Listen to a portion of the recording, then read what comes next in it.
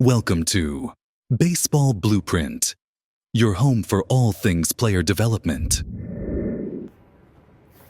All right, guys. So this is my first look at the new base stealing leaderboards and base running leaderboards that we have with Baseball Savant. So I just go to leaderboards to find it. But you can go through the article as well. Let's dive right into base running run value. So I'm assuming this is a comparable stat to like a fielding run value. It's giving us how much value the runner brings to the table. And that looks like what we're getting.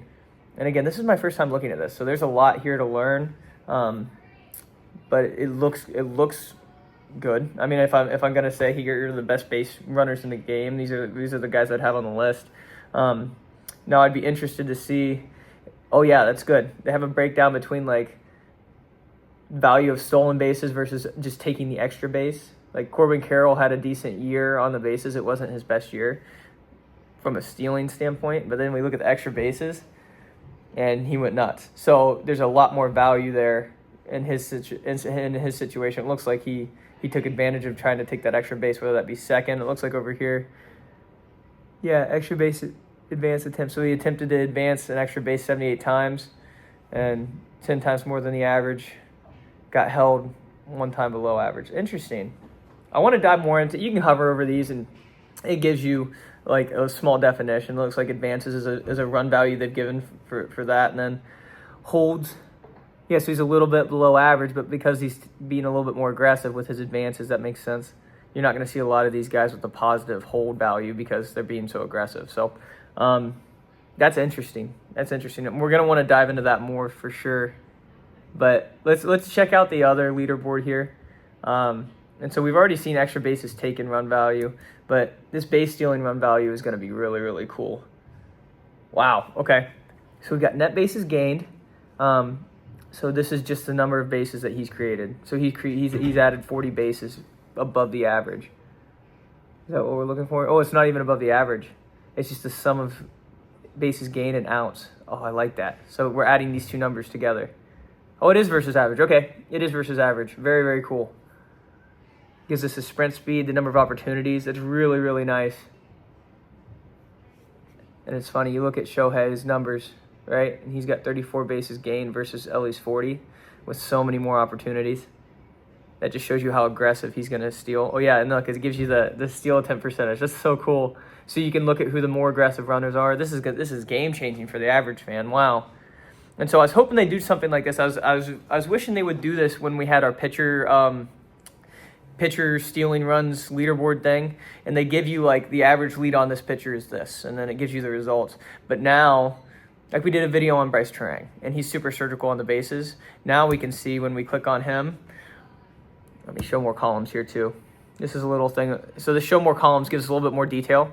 And so on our stolen base attempts with Terang, now I can dive into, okay, where is he setting up at? So at pitcher's first move, his average is 12.7. So he's got a really big lead on his stolen base attempts. On his average lead, he's a little bit shorter, right? So it's funny. We dive into here, and there is some variation here because, in truth, the lead distance and the stuff at pitcher's first move and at pitch release is really important because this at pitcher's first move is that first move from the pitcher. If you're too big and the pitcher's got a decent pick move, you're going to get picked off. So, for example, like he's stealing off Diaz. Here he's at 17 feet. A really, really bad pickoff move picks him off there.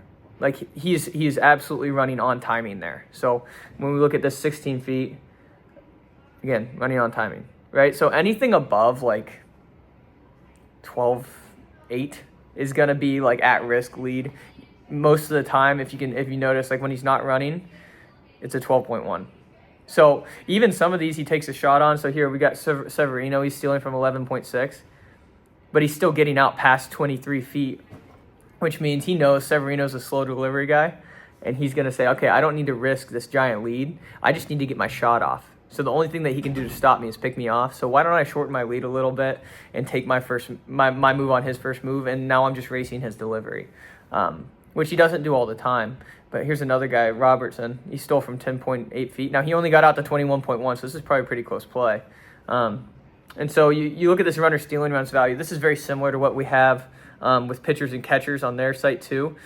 So essentially, this is how much value you're adding based on the stolen base attempt. Now, this looks a little bit less specific, which it might have to be based on how they're scoring these. But you'll notice like these caught stealings down here, right? Where he's getting out to is generally a little bit shorter than most. Now, here's a 13.5, but that's a balk. You know what I mean? So it's really, really cool stuff. Wow. This is great to dive into. So we're looking at his leads. He's anywhere from 11 to 12 on average. And to be honest with you, he's probably, the only time he's getting beyond that is if he's working on timing or something like that, which I'm not a huge proponent of, to be honest with you. I'm a little bit more passive, I'd say, in that aspect. I don't want to take that risk. If I'm fast enough to get my shot off, I don't want to try to get out of footage and then get picked off.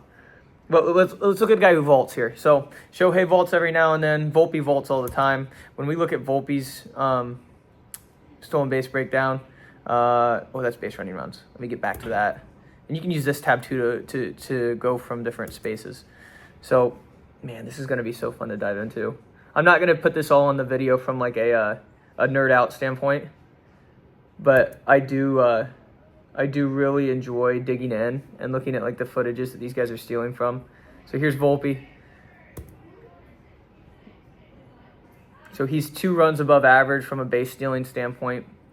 And when we look at his footages, and we're going to assume that at a pitcher's first move, he's going to be a little bit shorter the way the StatCast scoreboard is. So yeah, we're looking at here. And again, at pitch release, these numbers, we're wanting to be beyond 21, 22 feet. That usually gives us a pretty good shot to steal a base. It all depends on what pitch it is, pitch location, catcher's pop time. But at pitch release, we're wanting to be beyond that 21, 22-foot mark. And so at pitcher's first move here, here's a caught stealing. He only got the 19.6 feet, but he started at 6.8, so he's vaulting here. And what's really cool about all these videos is you can click this, and it gives you the broadcast view. So there's a vault. So we noticed there that timing wasn't great. That was a little bit forced of a vault.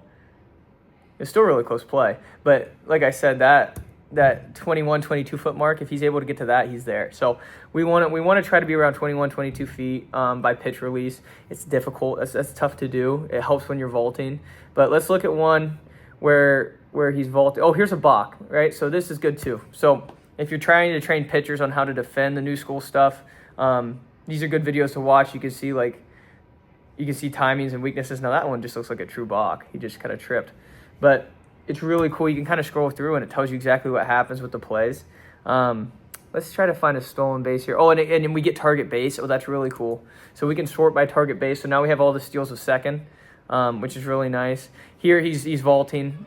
He's out to 24.2 feet. So this should be a pretty clean base here. And it doesn't always have his angle, which is tough. I wish we had different camera angles to play with. Yeah, easy base from Volpe there. You know it's an easy base for him if he's going feet first. Either that or the surface is really soaked because he's a head first slider. So really, really cool stuff. This is going to be something we dive into more. We'll definitely do some player evals and player dive-ins here now that we have this data. And what I can say from this is for those organizations who lack this kind of information and maybe it's a little bit more difficult to kind of siphon through and sort all this information if they do have it. This makes prepping and defending team strategies far easier because now we can see like, okay, who are our more aggressive runners? How do they do it, right? We can look at the columns and say, okay, on stolen base attempts, here's their leads, here's not their leads.